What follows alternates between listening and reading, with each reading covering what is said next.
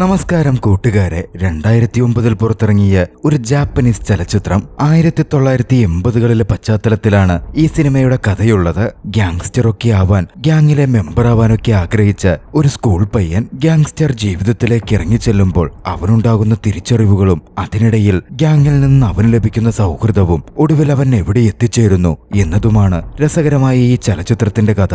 വിശദമായ കഥയിലേക്ക് പോകുന്നതിന് മുമ്പ് സിനിമാ കഥകൾ കേൾക്കാൻ ഇഷ്ടപ്പെടുന്ന പുതിയ കൂട്ടുകാരുണ്ടെങ്കിൽ നമ്മുടെ ചാനൽ ഒന്ന് സബ്സ്ക്രൈബ് ചെയ്യണേ, കമന്റ് ചെയ്യുകയും ലൈക്ക് ചെയ്യുകയും ചെയ്യൂ. നമുക്ക് നേരെ വിശദമായ കഥയിലേക്ക് പോകാം. കഥ ആരംഭിക്കുന്നത് ഹിരോഷി എന്ന പ്രൈവറ്റ് സ്കൂളിൽ പഠിക്കുന്ന ഒരു വിദ്യാർത്ഥിയെ പരിചയപ്പെടുത്തിക്കൊണ്ടാണ്. വലിയൊരു മാങ്കയുടെ ഫാനായിരുന്നു അവൻ. 1980കളിലെ ജപ്പാനിൽ മാങ്ക അത്രമേൽ വായിക്കപ്പെടുന്ന പ്രസിദ്ധമായൊരു സംഗതിയായിരുന്നു. ബീബോപ്പ് എന്ന ഹൈസ്കൂൾ മാങ്ക വായിച്ച ശേഷം ആ മാങ്കയിൽ നിന്ന് ഇൻസ്പയർഡായി ഒരു പബ്ലിക് സ്കൂളിൽ ചേരണമെന്നും അവിടുത്തെ ഗ്യാങ്ങിലെ ഗ്യാങ്സ്റ്റർ ഗ്രൂപ്പിലൊക്കെ മെമ്പറാകണം, അടിച്ചു പൊളിക്കണം എന്നൊക്കെ ഹിരോഷിക്കും തോന്നുവാണ്. അങ്ങനെ താൻ പഠിക്കുന്ന പ്രൈവറ്റ് സ്കൂളിൽ നിന്ന് ഡ്രോപ്പ് ഔട്ടായി അവൻ ഒരു പബ്ലിക് സ്കൂളിലേക്ക് എത്തുന്നു. പക്ഷെ അങ്ങോട്ടേക്ക് എത്തുമ്പോഴേ ഇതൊക്കെ മനസ്സിൽ വെച്ചുകൊണ്ട് അവൻ തന്റെ രൂപത്തിൽ തന്നെ അത്തരത്തിൽ മാറ്റങ്ങൾ വരുത്തിയിരുന്നു. മുടി ചെറുതായി വെട്ടി ചുവന്ന കളറൊക്കെ ചെയ്ത് കണ്ടാൽ തന്നെ ഒരു ഗ്യാങ്സ്റ്റർ ടൈപ്പുള്ള കുട്ടിയുടെ ലുക്കിലേക്ക് അവൻ മാറിയിരുന്നു. പുതിയ സ്കൂളിലെത്തി ആവശ്യമില്ലാത്ത പ്രശ്നങ്ങളിലൊക്കെ ഹിരോഷി ചെന്ന് തലയിടാൻ തുടങ്ങി. അതോടെ ആ സ്കൂളിലെ പ്രധാനപ്പെട്ട രണ്ടുപേരുടെ ശ്രദ്ധ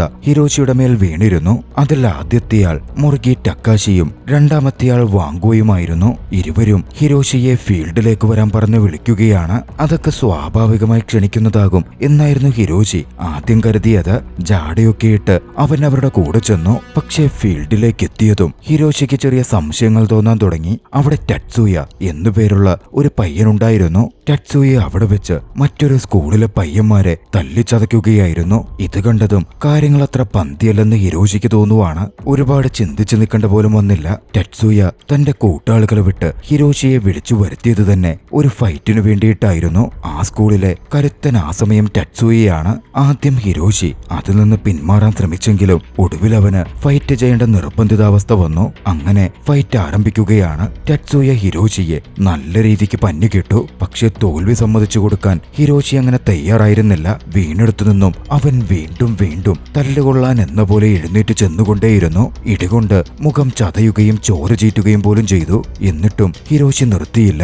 ടറ്റ്സൂയയ്ക്കും അങ്ങനെ അവൻ തോൽവി സമ്മതിക്കാതെ പിന്മാറാൻ മനസ്സുണ്ടായിരുന്നില്ല. ടറ്റ്സൂയയും ഹിരോഷിയെ മർദ്ദിച്ചുകൊണ്ടേയിരുന്നു. ഒടുവിൽ ടക്കാശി വന്ന് തടഞ്ഞപ്പോഴായിരുന്നു ടറ്റ്സൂയ അത് നിർത്തിയത്. ഹിരോഷിക്ക് തിരിച്ചടിക്കാനോ ഒന്നിനും സാധിച്ചില്ലെങ്കിലും അടികൊണ്ട് നിൽക്കാനുള്ള, തോൽവി സമ്മതിക്കാതിരിക്കാനുള്ള അവന്റെ ആ മനോബലം ടറ്റ്സൂയയെ വല്ലാതെ ആകർഷിച്ചിരുന്നു. ഫൈറ്റ് അവസാനിച്ചതും ടറ്റ്സൂയ ഹിരോഷിയെ തങ്ങളുടെ ഗ്യാങ്ങിനൊപ്പം റെസ്റ്റോറന്റിലേക്ക് ക്ഷണിച്ചു. അവരൊന്നിച്ച് അവിടെ നിന്ന് ഭക്ഷണം കഴിച്ചു. ഹിരോഷിയോട് തങ്ങളുടെ ഗ്യാങ്ങിൽ ചേരാൻ ഒരു നിർദ്ദേശവും അവൻ മുമ്പിലേക്ക് വെച്ചു. ഹിരോഷിക്കും അതിൽ സന്തോഷമേ ഉണ്ടായിരുന്നുള്ളൂ. അവനും പണ്ട് തൊട്ടേ ആഗ്രഹിക്കുന്നത് അതാണല്ലോ, ഒരു സ്ട്രോങ് ഗ്യാങ്ങിന്റെ ഭാഗമാവുക. ആ സമയമായിരുന്നു അങ്ങോട്ടേക്ക് മിയോക്കി എന്ന പെൺകുട്ടി വരുന്നത്. ഹിരോഷിയുടെ മുഖത്തെ മുറിപ്പാടൊക്കെ കണ്ടതും മിയോക്കി ഉടൻ ബാൻഡേജ് ഒക്കെ ഒട്ടിച്ചു കൊടുക്കുവാണ്. ഹിരോഷിക്ക് ആ നിമിഷം തന്നെ മിയോക്കിയോടൊരു പ്രണയവും തോന്നി. പക്ഷെ പെട്ടെന്ന് തന്നെ അവൻ ആ കാര്യം മനസ്സിലാക്കി. മിയോക്കി ടറ്റ്സൂയയുടെ ഗേൾഫ്രണ്ടാണ്. അതുകൊണ്ട് തൽക്കാലത്തേക്ക് അവൻ അതിൽ നിന്ന് പിന്മാറുകയാണ്. തന്റെ അവിടുത്തെ പുതിയ ജീവിതത്തെപ്പറ്റി ഹിരോഷി സ്കൂൾമേറ്റ് കൂടിയായ തന്റെ സഹോദരിയോട് ഒക്കെ വിളിച്ചു പറയുന്നുണ്ട്. താനിപ്പോൾ ഒരു ഗ്യാങ്സ്റ്റർ ആയെന്നും ഒരു ഗ്യാങ്ങിലെ മെമ്പറാണെന്നുമൊക്കെ അവൻ അഭിമാനത്തോടെ പറഞ്ഞു. തന്റെ പുതിയ ഗ്യാങ്ങിലുള്ള കൂട്ടുകാരെ പറ്റിയും അവൻ വിശദീകരിച്ചു കൊടുത്തു. ഗ്യാങ്ങിലെ ആദ്യത്തെയാൾ ലുപ്പിനാണ്. മോഷണത്തിൽ അപാര കഴിവുള്ള ഒരുത്തൻ. പക്ഷേ ഈ മുഷ്ടിയുദ്ധത്തിലും ഇടികൂടലിലും ഒന്നും അവന് വലിയ താല്പര്യമില്ല. അടുത്തത് വാങ്കോ വലിയ ഫൈറ്ററാണ്. ഫൈറ്റിൽ എതിരാളിയെ കടിച്ച് ചോര വരുത്തുന്ന രീതിയിൽ ഫൈറ്റ് ചെയ്യൽ അവന്റെ പ്രധാന സംഗതിയാണ്. അടുത്തത് ടക്കാശി. സ്കൂളിൽ ടക്കാശി അല്പം പോപ്പുലർ പോലുമാണ്. കുട്ടികൾക്ക് ഇഷ്ടമല്ലാത്തൊരു അധ്യാപകനുണ്ടായിരുന്നു. ഒരിക്കൽ ടക്കാശി ആ അധ്യാപകനുമായി ഇടിയുണ്ടാക്കുകയും അധ്യാപകനെ ഒരു പാഠം പഠിപ്പിക്കുകയും ചെയ്തു. അതോടെ ഒരു ഹീറോ പരിവേഷം സ്കൂളിൽ ടക്കാശിക്ക് ലഭിച്ചിരുന്നു. ഗ്യാങ്ങിലെ ഒടുവിലത്തെ മെമ്പർ ടറ്റ്സൂയ. ഗ്യാങ്ങിലെ തന്നെ ഏറ്റവും സ്ട്രോങ്ങസ്റ്റ് മെമ്പർ ടറ്റ്സൂയയാണ്. വേണമെങ്കിൽ ഒരു ഗ്യാങ് ലീഡർ എന്നൊക്കെ പറയാം. തന്റെ പുതിയ ഗ്യാങ്ങിനെ പറ്റി ഹിരോഷി അത്രമേൽ അഭിമാനം കൊണ്ടിരുന്നു. അന്ന് കുറച്ചു കഴിഞ്ഞ് ഹിരോഷിയെ പിക്ക് ചെയ്യാൻ ടറ്റ്സൂയ എത്തി. അവർ കുറച്ച് കറങ്ങി നടന്ന് ഒടുവിൽ ടറ്റ്സൂയയുടെ വീട്ടിലേക്ക് എത്തുകയാണ്. വീടിനടുത്തേക്ക് എത്തുമ്പോൾ തന്നെ ടറ്റ്സൂയയുടെ വീടിന് മുമ്പിൽ ഒരു കൂട്ടം കുട്ടികൾ ഫൈറ്റിനെന്ന പോലെ ബേസ്ബോൾ ബാറ്റും മറ്റുമായി നിൽക്കുന്നത് അവർ കണ്ടു. ശ്രദ്ധിച്ചപ്പോൾ രാവിലെ ടറ്റ്സൂയ മറ്റൊരു സ്കൂളിലെ പയ്യനെ പന്നി തലക്കിട്ടിരുന്നല്ലോ. കെയോഹിക്കോ സുമിഡ എന്നായിരുന്നു അവന്റെ പേര്. ആ സുമിഡ എന്ന പയ്യനാണ് ഒരു ഗ്യാങ്ങിനെയും കൂട്ടി ടെറ്റ്സുയെ തല്ലാനായി അവിടെ എത്തിയിരിക്കുന്നത്. ടെറ്റ്സുയി അവരെ തല്ലാൻ മുമ്പിട്ട് പോവാൻ നിന്നപ്പോ ഹിരോഷി അവനെ തടഞ്ഞു. അവരുടെ പക്കൽ ആയുധങ്ങൾ ഉണ്ടെന്നും ഇപ്പൊ പോയാൽ ശരിയാവില്ല എന്നും പറഞ്ഞു. ഈ സമയമായിരുന്നു ടെറ്റ്സുയുടെ അച്ഛൻ ബഹളമൊക്കെ കേട്ട് വീട്ടിൽ നിന്ന് പുറത്തേക്ക് വരുന്നത്. ടെറ്റ്സുയുടെ അച്ഛൻ ഒരു യാക്കൂസ മെമ്പറാണ്. ശരീരം മുഴുവൻ ടാറ്റു കുത്തി, കണ്ടാൽ തന്നെ ഒരു ഗ്യാങ്സ്റ്റർ ആണെന്ന് മനസ്സിലാവും. ഒച്ചയും ബഹളവും ഉണ്ടാക്കാതെ എവിടെ നിന്ന് കടന്നു പോകിനടാ എന്ന് വന്ന ടെറ്റ്സുയുടെ അച്ഛൻ പറയുകയാണ്. പക്ഷേ സുമിഡയും കൂട്ടരുമുണ്ടോ പോകുന്നു. അവർ പ്രതികാരം തീർക്കാൻ വന്നതാണല്ലോ. അച്ഛൻ പുറത്തേക്കിറങ്ങി വരുന്ന കണ്ടതും ടെറ്റ്സുയയ്ക്കും ധൈര്യമാവുകയാണ്. കയ്യിൽ കിട്ടിയ ചെറിയൊരു ദണ്ടുമെടുത്ത് ആ ഗ്യാങ്ങിനിടയിലേക്ക് പാഞ്ഞു കയറി ടെറ്റ്സുയ ഫൈറ്റ് ആരംഭിക്കുന്നു. ഹിരോഷിക്കും നോക്കി നിൽക്കാൻ സാധിക്കില്ലല്ലോ. ഹിരോഷിയും അതിൽ പങ്കുചേർന്നു. ടെറ്റ്സുയയുടെ അച്ഛനും ഇറങ്ങി വന്ന് ഗ്യാങ് കൂടി വന്ന പയ്യന്മാരെ അടിച്ചോടിക്കുകയാണ്. നല്ല രീതിയിൽ ഫൈറ്റ് നടന്നു. ഒടുവിൽ പയ്യന്മാരെ മുഴുവൻ ടെറ്റ്സുയയും ടെറ്റ്സുയയുടെ അച്ഛനും ഹിരോഷിയും കൂടി അടിച്ച് താഴെയിട്ടു. പയ്യന്മാർ താഴെ വീണതും ടെറ്റ്സുയയും ടെറ്റ്സുയയുടെ അച്ഛനും തമ്മിൽ ഒരു വാക്കുതർക്കം തന്നെ ഉണ്ടായി. വീടിന് മുമ്പിലേക്ക് ഫൈറ്റേഴ്സിനെ കൊണ്ടുവന്ന് പ്രശ്നമുണ്ടാക്കുന്നു എന്നൊക്കെ ചോദിച്ചായിരുന്നു വാക്കുതർക്കം. അപ്പോഴേക്കും പോലീസുകാരും അങ്ങോട്ടേക്ക് വന്നു ചേർന്നിരുന്നു. ആ പ്രശ്നത്തിന് മുഴുവൻ കാരണം യാക്കുസ ഗ്യാങ്സ്റ്ററെ പോലെ തോന്നിച്ച ടെറ്റ്സുയയുടെ അച്ഛനാണ് എന്നായിരുന്നു പോലീസ് ചിന്തിച്ചത്. എന്തായാലും ടെറ്റ്സുയയും ഹിരോഷിയും അവിടെ നിന്ന് രക്ഷപ്പെടുകയാണ്. അടുത്ത ദിവസം അവരുടെ ഗ്യാങ് ഒരു റെസ്റ്റോറന്റിൽ പോയി അവിടെ ഇരുന്ന് സംസാരിച്ച് ഭക്ഷണം കഴിക്കാനിരുന്നു. ആരുടെ പക്കലും കാര്യമായി പൈസയൊന്നുമില്ല. പക്ഷെ ടെറ്റ്സുയ താൻ തന്നെ ഒക്കെ ഏറ്റു എന്നങ്ങ് പറയുവാണ്. ഓർഡർ ചെയ്തവർ ഭക്ഷണവും കഴിച്ചു. ഭക്ഷണം കഴിച്ചു കഴിഞ്ഞപ്പോഴാണ് ടെറ്റ്സുയ പറയുന്നത് താനത് ചുമ്മാ പറഞ്ഞതാ, തന്റെ ഒരു നയ പൈസയില്ലെന്ന്. ഗ്യാങ് മെമ്പേഴ്സായ പയ്യന്മാർ ആകപ്പെട്ടു.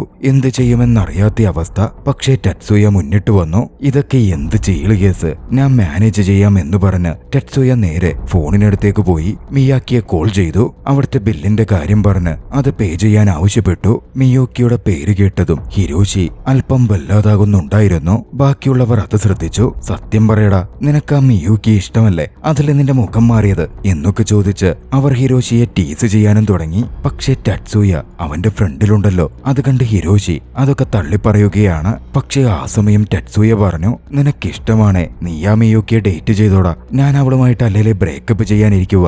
എനിക്കിപ്പോ പുതിയൊരു ഗേൾഫ്രണ്ട് ഉണ്ട്. അത് കേട്ടതും ഹിരോഷിയുടെ മുഖം അല്പം തെളിയുന്നുണ്ടായിരുന്നു. തമാശകളൊക്കെ പറഞ്ഞ് അവരങ്ങനെ ഹാങ് ഔട്ട് ചെയ്തിരിക്കുമ്പോ അങ്ങോട്ടേക്ക് രണ്ടുപേർ കടന്നു വന്നു. കാഴ്ചയിൽ തന്നെ കരുത്തരായിട്ടുള്ള, കയ്യിൽ ബേസ്ബോൾ ബാറ്റൊക്കെ കരുതിയിരുന്ന രണ്ടുപേർ. അക്കാഗി എന്നും കാറ്റോ എന്നുമായിരുന്നു അവരുടെ പേരുകൾ. വൈകാതെ കാര്യം വ്യക്തമായി. അവർ ബൈക്കർ ഗ്യാങ്സ്റ്റേഴ്സിലെ 2 മെമ്പേഴ്സാണ്. തലേ ദിവസം ടെറ്റ്സുയ തല്ലിച്ചതച്ച സുമിഡയാണ് അവരെ ഹയർ ചെയ്തിരിക്കുന്നത്. ടെറ്റ്സുയക്കും ഗ്യാങ്ങിനും നല്ലൊരു പണി കൊടുക്കുവാൻ വേണ്ടി. പിന്നെ പറയണ്ടല്ലോ, ഫൈറ്റ് ആരംഭിക്കുന്നു. പക്ഷേ ടെറ്റ്സുയക്കും ഗ്യാങ്ങിനും കരുത്തരായ അക്കേജിക്കും കാറ്റുവിനുമെതിരെ പിടിച്ചു നിൽക്കാൻ സാധിക്കുന്നില്ല.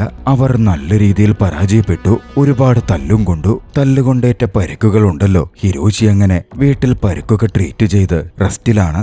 ആ സമയം ഹിരോഷിയുടെ മൂത്ത ചേച്ചി യൂക്ക അങ്ങോട്ടേക്ക് വന്നു. യൂക്കയുടെ കൂടെ യൂക്കയുടെ കാമുകനും ഉണ്ടായിരുന്നു. യൂക്ക ഹിരോഷിയെ കണക്കിന് കളിയാക്കി. തല്ലുകൊണ്ട് പരിക്കേറ്റ് എപ്പോഴും കിടക്കാനാ നിന്റെ വിധി എന്നൊക്കെ പറഞ്ഞായിരുന്നു കളിയാക്കൽ. പിന്നീട് ഹിരോഷിയെ തേടി മിയൂക്കിയുടെ ഫോൺ കോൾ വരികയാണ്. പരിക്കേറ്റ അവനെ കാണാൻ അവന്റെ വീട്ടിലേക്ക് അവൾ വരുന്നുണ്ട് എന്നായിരുന്നു മിയൂക്കി പറഞ്ഞത്. കേട്ടപാടെ ഹിരോഷിക്ക് അത്രയ്ക്ക് സന്തോഷം തോന്നി. അവന് ക്രഷുള്ള പെണ്ണാണല്ലോ, അതും വീട്ടിലേക്ക് വരുന്നു. ഉടനടി പോയി ഹിരോഷി കുളിച്ച് തയ്യാറായി മിയൂക്കിയെ കാത്തിരിക്കാൻ ആരംഭിച്ചു. കുറച്ചധിക സമയത്തെ കാത്തിരിപ്പിനൊടുവിൽ മിയൂക്കി അങ്ങോട്ടേക്ക് വന്നു. സന്തോഷത്തോടെ അവൻ അവളെ സ്വാഗതം ചെയ്തു. അവരൊന്നിച്ചിരുന്ന് സംസാരിക്കാനും തുടങ്ങി. സംസാരത്തിലേക്ക് പല വിഷയങ്ങളും കടന്നു വന്നു. കൂട്ടത്തിൽ ടെറ്റ്സുയയും താനും തമ്മിലുള്ള റിലേഷൻ ഇപ്പോൾ അത്ര ഓക്കെയല്ല എന്ന രീതിയിൽ ദുഃഖത്തോടെ മിയൂക്കി പറയുന്നുണ്ടായിരുന്നു. പിന്നാലെയായിരുന്നു ഹിരോഷിക്ക് ടെറ്റ്സുയയുടെ ഫോൺ കോൾ വരുന്നത്. ഹിരോഷിയോട് ടെറ്റ്സുയ തങ്ങളുടെ ബേസ് ക്യാമ്പിലേക്ക് വരാൻ പറഞ്ഞു. ബേസ് ക്യാമ്പിലെത്തി ടെറ്റ്സുയയുടെ ഗ്യാങ്ങിലെ എല്ലാവരും പരസ്പരം സംസാരിക്കാനും ചർച്ച ചെയ്യാനും തുടങ്ങി. അക്കാജിക്കും കാറ്റുവിനുമെതിരെ ടെറ്റ്സുയയ്ക്ക് അത്രമേൽ വൈരാഗ്യമുണ്ടായിരുന്നു. അവർക്കൊരു പണി കൊടുക്കണം, അവരെ ഇടിക്കണം എന്ന് ടെറ്റ്സുയ പറയുവാണ്. അതിനുവേണ്ടി പദ്ധതിയുണ്ടാക്കാനും അവർ ആലോചിച്ചു. പക്ഷേ ഈ അക്കാജിയും കാറ്റുവും ആരാണെന്നോ എന്താണെന്നോ അവർക്ക് വലിയ പിടുത്തമില്ല. അവർ ഗ്യാങ്സ്റ്റേഴ്സ് ആണ്, ബൈക്കർ ഗ്യാങ്ങിലെ അംഗങ്ങളാണെന്ന് മാത്രം അറിയാം. അവർ എവിടുണ്ടാകും, അവരുടെ ഹെഡ് ക്വാർട്ടേഴ്സ് എവിടെയാണ് എന്നതൊക്കെ കണ്ടെത്തണം. അതിനെപ്പറ്റി അങ്ങനെ ആലോചിച്ചിരിക്കുമ്പോഴാണ് ടെറുമി ഇഷിക്കാവയെ അവർ മീറ്റ് ചെയ്യുന്നത്. ടെറു എന്ന് വിളിക്കപ്പെടുന്ന ആ പയ്യൻ ടെറ്റ്സുയയുമായി അത്ര നല്ല ബന്ധത്തിലൊന്നുമല്ല. ടെറ്റ്സുയയും ടെറുവും പണ്ട് തൊട്ടേ ശത്രുക്കളായിരുന്നു. എന്നിരുന്നാലും അക്കാജിയുടെയും കാറ്റുവിന്റെയും ഇടം ടെറ്റ്സുയയ്ക്കും സംഘത്തിനും പറഞ്ഞുകൊടുക്കുവാൻ ടെറു തയ്യാറാകുന്നു. കാരണം പണ്ട് ഇതേ അക്കാജിയും കാറ്റുവും വന്ന് അവരെയും തല്ലിച്ചതച്ചിട്ടുണ്ട്. ടെറുവിൽ നിന്ന് വിവരങ്ങൾ കിട്ടി. അക്കാജിയും കാറ്റുവും വളരെ വലിയൊരു ഗ്യാങ്സ്റ്റർ ബൈക്കർ സംഘത്തിലെ മെമ്പേഴ്സാണ്.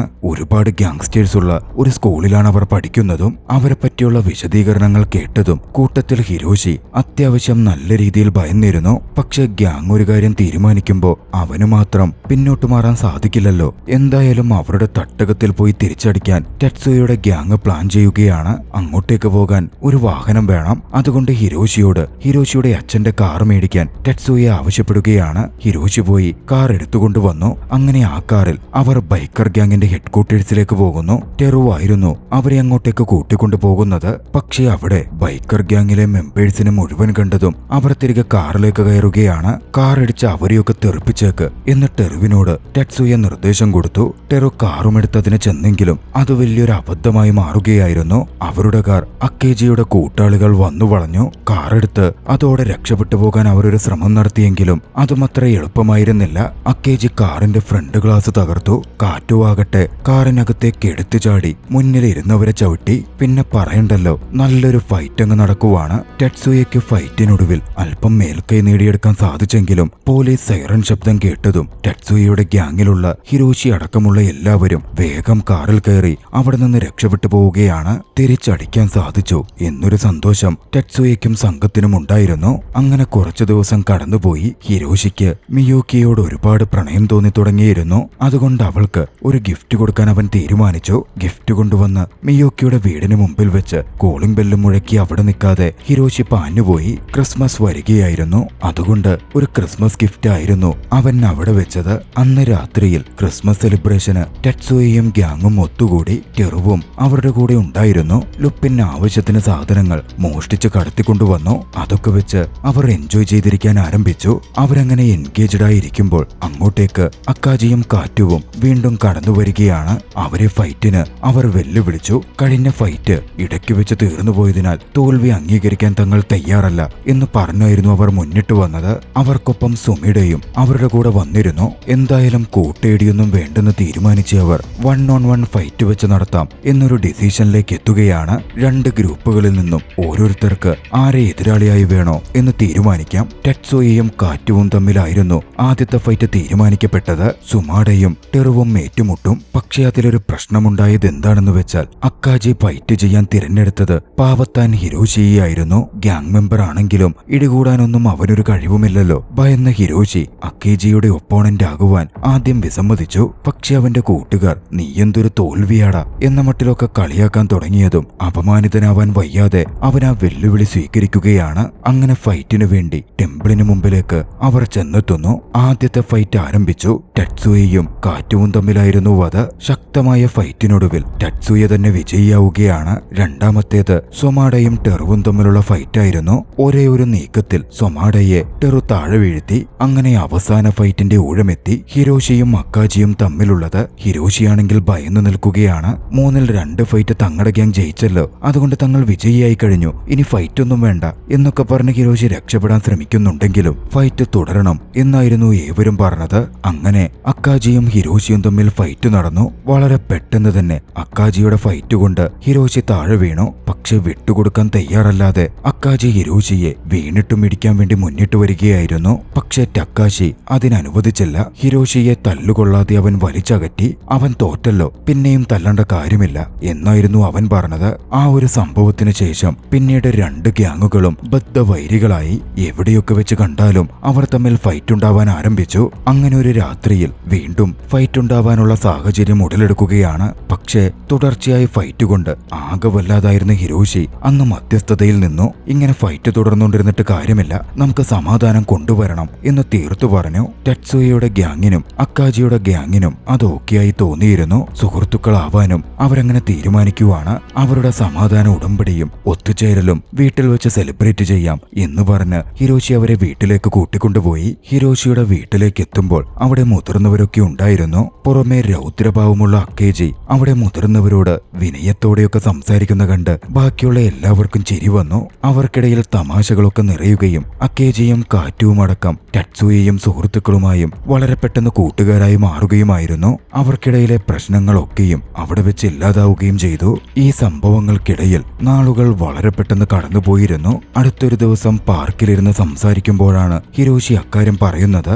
ഇന്ന് തങ്ങളുടെ ഗ്രാജുവേഷൻ ഡേ ആണെന്ന്. ഹിരോഷിക്ക് തുടർ പഠനത്തിന് മറ്റൊരിടത്തേക്ക് പോവേണ്ടതുണ്ട്. അത് കാരണം ഗ്യാങ് വിട്ടു പോകേണ്ടി വരും എന്ന ദുഃഖഭരിതമായ കാര്യവും അവൻ തന്റെ കൂട്ടുകാരോട് പറയുകയാണ്. അത് കേട്ട് ടെറു വല്ലാതെ സങ്കടത്തിലാകുന്നുണ്ട്. അപ്പോഴേക്കും അങ്ങോട്ടേക്ക് ഒരു വാൻ വന്നു നിന്നു. വന്നത് ഹിഡിയോ എന്ന പയ്യനായിരുന്നു. കൃത്യമായി പറഞ്ഞാൽ ഹിരോഷിയുടെ ചേച്ചി യൂക്കയുടെ ബോയ് ഫ്രണ്ട്. ഹിരോഷിയെയും കൂട്ടുകാരെയും ഗ്രാജുവേഷൻ ഡേക്ക് പോകുന്ന കാര്യത്തെപ്പറ്റി പറഞ്ഞുപദേശിക്കാനായിരുന്നു ഹിഡിയോ അങ്ങോട്ടേക്ക് വന്നത്. ഗ്രാജുവേഷൻ ഡേ അവരുടെ ജീവിതത്തിലെ പ്രധാന ദിവസമാണെന്നും ഒരുപക്ഷെ നിങ്ങളുടെ മറ്റു കൂട്ടുകാരെ ഇന്നായിരിക്കും നിങ്ങൾ അവസാനമായി കാണുന്നത് എന്നും ഹിഡിയോ കൂട്ടിച്ചേർത്തു. ഒടുവിൽ ഹിഡിയോയുടെ വാക്കുകൾക്ക് വഴങ്ങി അവർ ഗ്രാജുവേഷൻ ഡേക്ക് പോവാൻ തയ്യാറാവുകയാണ്. ഹിഡിയോ തന്നെ തന്റെ വാനിൽ അവരെ അങ്ങോട്ടേക്ക് എത്തിച്ചു. ഗ്രാജുവേഷൻ ഡേ സെറിമണി അവർ അറ്റൻഡ് ചെയ്യുകയാണ്. പതിവ് ഫെയർവെല്ലുകൾ പോലെ. എന്ത് ഗ്യാങ്സ്റ്റർ എന്ന് പറഞ്ഞാലും കുട്ടികളാണല്ലോ. കൂട്ടുകാരെ പിരിയുന്ന വേദന അവരുടെ കണ്ണുകൾ നിറച്ചൊഴുക്കി. അന്നത്തെ ഫംഗ്ഷനൊക്കെ കഴിഞ്ഞപ്പോൾ മിയൂക്കിയോട് തന്റെ പ്രണയം തുറന്നു പറയുവാൻ ഹിരോഷി തീരുമാനിക്കുവാണ്. മിയൂക്കിയെ ഹിരോഷി പിക്ക് ചെയ്തു. നല്ലൊരു ഇടത്ത് കൊണ്ടുവന്ന് അവൻ വണ്ടി നിർത്തി. അവിടെ വെച്ച് മിയൂക്കി അവൻ പ്രപ്പോസ് ചെയ്യുകയാണ്. പക്ഷേ നിർഭാഗ്യവശാൽ മിയൂക്കി ഹിരോഷിയുടെ പ്രണയം നിരാകരിച്ചു. താൻ എപ്പോഴും തട്സുയെയാണ് പ്രണയിക്കുന്നത്. അവൻ എന്നിലേക്ക് തന്നെ തിരികെ വരും എന്നവൾ പറയുന്നുണ്ടായിരുന്നു. ഹിരോഷിക്ക് അതല്പം ദുഃഖമുണ്ടാക്കാതിരുന്നില്ല. എന്നിരുന്നാലും ജീവിതം മുന്നോട്ട് തന്നെ പോകുമല്ലോ. ഹിരോഷി ഉപരിപഠനത്തിന് മറ്റൊരു സ്കൂളിലെത്തി. അവൻ അങ്ങോട്ടേക്ക് എത്തുമ്പോൾ സുമിഡയും അവിടെ ഉണ്ടായിരുന്നു. ഇപ്പോൾ കൂട്ടുകാരാണല്ലോ. അതുകൊണ്ട് സുമിഡയും ഹിരോഷിയും ഒന്നു ചേർന്ന് മുമ്പോട്ട് പോയി. പുതിയ സ്കൂളിലെത്തിയതും അവിടെ തങ്ങളുടെ പവർ കാണിക്കാൻ സുമിഡ ആദ്യമേ തന്നെ അവിടുത്തെ പ്രധാന പ്രശ്നക്കാരായ പയ്യന്മാരുമായി ഒരു ഫൈറ്റിന് വെല്ലുവിളിക്കുന്നു. ടോയ്ലറ്റിൽ വെച്ച് പിന്നെ വലിയൊരു ഫൈറ്റ് തന്നെ അരങ്ങേറുകയാണ്. ഹിരോഷിക്ക് നോക്കി നിൽക്കാൻ സാധിക്കില്ലല്ലോ. ഹിരോഷിയും ഫൈറ്റിൽ പങ്കാളിയായി. പക്ഷേ പഴയ സ്കൂൾ പോലെ ആയിരുന്നില്ല അവിടം. ഫൈറ്റിന്റെ വിവരം പ്രധാന അധ്യാപികയുടെ മുമ്പിലെത്തിയതും അവരെയൊക്കെ സ്കൂളിൽ നിന്ന് പുറത്താക്കുകയാണ്. അങ്ങനെ ഹിരോഷിയുടെ ഉപരിപഠന സാധ്യതകൾ പുതിയ സ്കൂളിലെ ആദ്യ ദിവസം തന്നെ ഇല്ലാതായി. ശേഷം അവൻ തന്റെ ചേച്ചിയുടെ കാമുകൻ ഹിഡിയോയുമായി സംസാരിച്ചു. ഹിരോഷി ഇനി എന്തു ചെയ്യും എന്നതിനെപ്പറ്റി അവർക്കിടയിലേക്കൊരു ഡിസ്കഷൻ വന്നു. തന്റെ കൂടെ ജോലിക്ക് സിറ്റിക്ക് പുറത്തേക്ക് വരുന്നു, നല്ല ശമ്പളം കിട്ടും എന്ന് ഹിഡിയോ പറഞ്ഞു. ആദ്യം ഹിരോഷി വിസമ്മതിച്ചെങ്കിലും എത്രത്തോളം പണം കിട്ടുമെന്ന് കേട്ടതും അവൻ സന്തോഷത്തോടെ അതിന് സമ്മതിക്കുകയാണ്. പക്ഷേ മറുവശത്ത് കാര്യങ്ങൾ കൂടുതൽ പ്രശ്നമാവുകയായിരുന്നു. അക്കാജിയും കാറ്റുവും അവരുടെ ബോസിനാൽ പിടിപ്പിക്കപ്പെട്ട് വല്ലാതെ ടോർച്ചർ ചെയ്യപ്പെട്ടു. അവർ ടറ്റ്സുയയുടെ ഗ്യാങ്ങിനോട് പരാജയപ്പെട്ടതും കുറെ പോരാട്ടങ്ങൾക്കൊടുവിൽ അവരുമായി സന്ധി ചെയ്തതുമൊക്കെ അവരുടെ ബൈക്കർ ഗ്യാങ്ങിന്റെ ലീഡർ അറിഞ്ഞിരുന്നു. ടറ്റ്സുയെയും സംഘത്തെയും ഒരു പാഠം പഠിപ്പിക്കണം എന്നായിരുന്നു ബൈക്കർ ഗ്യാങ്ങിന്റെ ലീഡറിനുണ്ടായത്. അതുകൊണ്ട് തന്നെ ടറ്റ്സുയെയും സംഘവും എവിടെയെന്ന് ചോദിച്ച് അവർ അക്കാജിയെയും കാറ്റുയെയും മർദ്ദിക്കാൻ തുടങ്ങി. കൂട്ടുകാരായതുകൊണ്ട് അവരെ ഒറ്റുകൊടുക്കാൻ അക്കാജിയും കാറ്റോയും ഒരുക്കമായിരുന്നില്ല. അതുകൊണ്ട് തന്നെ അവർക്ക് നല്ല മർദ്ദനം ഏറ്റുവാങ്ങേണ്ടി വന്നു. ഒടുവിൽ ബൈക്കർ ഗ്യാങ്ങിന്റെ ബോസ് കാറ്റുവിനോട് ടറ്റ്സുയെ വിളിച്ചുകൊണ്ടുവരാനും അക്കാജി അത്ര നേരം ഇവിടെ നിൽക്കട്ടെ എന്നും പറഞ്ഞ് കാറ്റുവിനെ പറഞ്ഞുവിട്ടു. അവൻ വന്നില്ലെങ്കിൽ അക്കാജിയെ വകവരുത്തി കളയുമെന്നും പറഞ്ഞു. മറ്റു വഴികളില്ലാതെ കാറ്റു അങ്ങനെ ടറ്റ്സുയയുടെ അടുത്തെത്തി. നടന്ന കാര്യങ്ങൾ മുഴുവനും വിശദമായി പറഞ്ഞു. ടറ്റ്സുയയ്ക്ക് കൂടുതൽ ആലോചിക്കാനുണ്ടായിരുന്നില്ല. ടറ്റ്സുയ ഉടനടി തന്റെ ഗ്യാങ്ങിലുള്ള എല്ലാവരെയും വിളിച്ചു. ഹിരോഷിയെയും വിളിച്ച് ഏറ്റുമുട്ടലിന് വരാൻ ആവശ്യപ്പെട്ടു. പക്ഷെ അന്ന് ഹിരോഷി ഹിഡിയക്കൊപ്പം ജോലിക്ക് പോവാൻ നിൽക്കുന്ന ദിവസമായിരുന്നു. പക്ഷെ കൂട്ടുകാരൻ വിളിച്ചാൽ ഹിരോഷി പോവാതിരിക്കുമോ? ഹിഡിയോയ്ക്കൊപ്പം ജോലിക്ക് പോകുന്നത് വരെ ഉപേക്ഷിച്ച് അവൻ പോവാനിറങ്ങി. ചേച്ചി യൂക്ക് അവനെ തടയാൻ ശ്രമിച്ചു. ഹിഡിയോയും അപ്പോഴേക്ക് എത്തിച്ചേർന്നിരുന്നു. പക്ഷെ തനിക്കിപ്പോൾ വരാൻ കഴിയില്ലെന്നും എന്തിനേക്കാളും വലുത് തന്റെ കൂട്ടുകാരാണെന്നും പറഞ്ഞ് അക്കാജി അവിടെ നിന്ന് പോരുകയാണ്. തടയാൻ ശ്രമിച്ച ഹിഡിയോ തനിക്കൊരു സ്ട്രേഞ്ചർ ആണെന്നും കൂട്ടുകാർ അങ്ങനല്ല എന്നും അവൻ പറയുകയും ചെയ്തു. അത് കേട്ട് യൂക്കയും ഹിഡിയോയും അല്പം വറീഡായിരുന്നു. യൂക്ക വലിയ ദേഷ്യത്തിലിരുന്നു. പക്ഷേ ഹിഡിയോ യൂക്കയെ ആശ്വസിപ്പിച്ചു. താൻ ആരുമല്ലാത്തതുകൊണ്ടല്ലേ അവൻ സ്ട്രേഞ്ചർ എന്ന് വിളിച്ചത്. ഇന്ന് വൈകിട്ട് വന്ന് ഞാൻ നിന്നെ പ്രപ്പോസ് ചെയ്യും. അപ്പൊ ഞാൻ അവന് സ്ട്രേഞ്ചർ ആവില്ലല്ലോ എന്ന് പറഞ്ഞ് ഹിഡിയോ വന്ന് പോവുകയാണ്. വൈകാതെ ഹിരോഷിയും കൂട്ടുകാരും ചേർന്ന സംഘം ബൈക്കർ ഗ്യാങ്ങിനെ എതിരിടാനെത്തുന്നു. അവിടെ വലിയൊരു ഏറ്റുമുട്ടൽ തന്നെ സംഭവിക്കുകയാണ്. അക്കാജിയെ രക്ഷപ്പെടുത്തൽ മാത്രമായിരുന്നു വന്ന ടെറ്റ്സുയയുടെയും മറ്റുള്ളവരുടെയും ലക്ഷ്യം. പക്ഷേ ഈ ഏറ്റുമുട്ടൽ നടക്കുന്നതിനിടയിൽ മറ്റൊന്നുകൂടി സംഭവിച്ചു. ജോലിസ്ഥലത്ത് തന്റെ ജോലി ചെയ്യുകയായിരുന്ന ഹിഡിയോ ഉയരത്തിൽ നിന്ന് അബദ്ധത്തിൽ താഴേക്ക് വീണു. ഹിഡിയോക്ക് സാരമായ പരിക്കുപറ്റി. ഉടനടി ആശുപത്രിയിലേക്ക് മാറ്റപ്പെട്ടു. മറുവശത്ത് ഹിരോഷിയും സംഘവും ബൈക്കർ ഗ്യാങ്ങിനെതിരെ ഏറ്റുമുട്ടലിൽ പരാജയപ്പെട്ടിരുന്നു. വലിയൊരു ഗ്യാങ്സ്റ്റർ സംഘത്തിനെതിരെ പിടിച്ചു നിൽക്കാൻ 8 പേർ മാത്രമടങ്ങിയ അവരുടെ സംഘത്തിന് സാധിച്ചില്ല. അവിടെ നിന്ന് തിരിച്ചെത്തിയപ്പോഴായിരുന്നു ഹിരോഷി ഹിഡിയോക്ക് പറ്റിയ വിവരമറിയുന്നത്. ഉടനടി ഹിരോഷിയും യൂക്കയും ആശുപത്രിയിലേക്ക് പാഞ്ഞെത്തി. ഹിഡിയോ കോമയിലേക്ക് പോയെന്നും ഇഞ്ചുറി സീരിയസ് ആണ് എന്നും ഡോക്ടർ പറയുകയാണ്. യൂക്ക ആകെ തകർന്നുപോയിരുന്നു. ഹിരോഷിയും ആശുപത്രി ബെഞ്ചിലിരുന്ന് ഹിഡിയോയെ പറ്റി ഒരുപാട് ആലോചിച്ചു. രാവിലെ ഹിഡിയോയോട് ക്രൂരമായി സംസാരിച്ചതും അവൻ സ്ട്രേഞ്ചറാണെന്ന് പറഞ്ഞതുമൊക്കെ അവനെ വല്ലാതെ കുത്തിനോവിക്കുന്നുണ്ടായിരുന്നു. ചെറുപ്പം തൊട്ട് ഹിരോഷിയുടെ ഓരോ കാര്യത്തിലും സപ്പോർട്ട് ചെയ്ത് ഹിഡിയോ അവന്റെ കൂടെ ഉണ്ടായിരുന്നു. എന്നിട്ടാണ് അവൻ അപ്പോഴത്തെ ദേഷ്യത്തിൽ അത്തരത്തിൽ പ്രവർത്തിച്ചത്. വൈകാതെ ഹിഡിയോ മരണപ്പെടുകയാണ്. അതുകൂടി ആയപ്പോൾ യൂക്കയും ഹിരോഷിയും ആകെ തകർന്നുപോയി. ഹിരോഷി എന്ന് കണ്ണുകൾ നിറഞ്ഞ് പൊട്ടിക്കരഞ്ഞു. അത്രയും നാൾ നടന്ന സംഭവവും ഹിഡിയോയുടെ മരണവും ഹിരോഷിയെ ഇരുത്തി ചിന്തിപ്പിച്ചു. ജീവിതത്തിന്റെ തിരിച്ചറിവുകളിലേക്ക് ഹിരോഷി ഉയരുകയായിരുന്നു. ഈ കൂട്ടുകൂടി ഗ്യാങ് കളിച്ച് നടക്കുന്നതൊന്നുമല്ല ജീവിതമെന്നും ജീവിതത്തിന് മറ്റു പല അർത്ഥതലങ്ങളും ഉണ്ടെന്നും ഹിരോഷി തിരിച്ചറിയുന്നു. ഹിഡിയോക്ക് കൊടുത്ത വാക്കുപോലെ സിറ്റിക്ക് വെളിയിൽ പോയി ജോലി ചെയ്യാനും കുടുംബത്തെ സംരക്ഷിക്കാനും ഹിഡിയോയോട് അങ്ങനെ പ്രായച്ചിത്തം ചെയ്യാനും ഹിരോഷി തീരുമാനിക്കുകയാണ്. ഗ്യാങ്ങും മറ്റുള്ളതും ഒക്കെ വിട്ട് നല്ലൊരു മനുഷ്യനായി ജീവിക്കാനും അവനന്ന് മനസ്സിലുറപ്പിക്കുന്നു. വൈകാതെ അക്കാര്യങ്ങൾ അവൻ തന്റെ ഗ്യാങ്ങിനെ കൂട്ടുകാരെ കണ്ട് നേരിട്ട് പറഞ്ഞ് താൻ പോകുന്ന കാര്യം അവരെ അറിയിക്കുകയാണ്. ഗ്യാങ് വിട്ട് അവൻ പോകുന്നത് അവന്റെ കൂട്ടുകാരെ സങ്കടപ്പെടുത്തിയിരുന്നു. പക്ഷെ ടെറ്റ്സുയ അങ്ങനെ വെറുതെ പോവാൻ പറ്റില്ലെന്ന് പറഞ്ഞ് അവനെ തനിക്കെതിരെ ഒരു ഫൈറ്റിന് വെല്ലുവിളിച്ചു. അത് അവസാന ഫൈറ്റായിരിക്കുമെന്നും കൂട്ടിച്ചേർത്തു. അധികം വൈകാതെ ഹിരോഷി ഗ്യാങ്ങൊക്കെ വിട്ട് സിറ്റിക്ക് പുറത്തേക്ക് ജോലിക്കായി പുറപ്പെടുന്നു. അവനെ യാത്രയാക്കാൻ അവന്റെ മറ്റു കൂട്ടുകാരും എത്തിയിരുന്നു. മിയൂക്കിയും അവനെ യാത്രയാക്കാൻ ഓടിയെത്തി. ടെറ്റ്സുയയും മിയൂക്കിയും തമ്മിലുള്ള പ്രശ്നങ്ങൾ അവസാനിച്ച് അവർ വീണ്ടും റിലേഷൻഷിപ്പിലേക്കായിരുന്നു. ഹിരോഷി ട്രെയിനിൽ കയറി. ട്രെയിൻ സഞ്ചരിച്ചു തുടങ്ങി. ടെറ്റ്സുയ അവനെ യാത്രയാക്കാൻ എത്തിയിരുന്നില്ല. പക്ഷേ ട്രെയിനിൽ നിന്നും ഹിരോഷി ആ കാഴ്ച കണ്ടു. അല്പം മാറി അവൻ യാത്രയാകുന്ന ട്രെയിനും നോക്കി നിൽക്കുന്ന ടെറ്റ്സുയയെ ആയിരുന്നു അത്. അവൻ പോകുന്നത് ടെറ്റ്സുയയ്ക്കും അത്രമേൽ വിഷമമുണ്ടായിരുന്നു. ടെറ്റ്സുയ അത് പ്രകടിപ്പിച്ചില്ലെന്ന് മാത്രമേയുള്ളൂ. ആഴത്തിലുള്ള സൗഹൃദത്തിന്റെയും ഗ്യാങ്ങിന്റെയും കൗമാരത്തിൽ നിന്ന് ജീവിതത്തിലേക്കുള്ള തിരിച്ചറിവിന്റെയും കഥ പറഞ്ഞ രസകരമായ ചലച്ചിത്രം അവിടെ അവസാനിക്കുകയാണ്. കഥ നിങ്ങൾക്ക് ഇഷ്ടമായെങ്കിൽ വീഡിയോ ലൈക്ക് ചെയ്യുമല്ലോ. അഭിപ്രായങ്ങളും നിർദ്ദേശങ്ങളും കമന്റുകളിൽ രേഖപ്പെടുത്തുക. കഴിയുമെങ്കിൽ ചാനൽ സബ്സ്ക്രൈബ് ചെയ്തും കൂട്ടുകാർക്ക് ഷെയർ ചെയ്തു കൊടുത്തും ഞങ്ങളെ സപ്പോർട്ട് ചെയ്യുക. അടുത്ത എപ്പിസോഡിൽ മറ്റൊരു മികച്ച ചലച്ചിത്രവുമായി നമുക്ക് കണ്ടുമുട്ടാം. അതുവരെ ബൈ.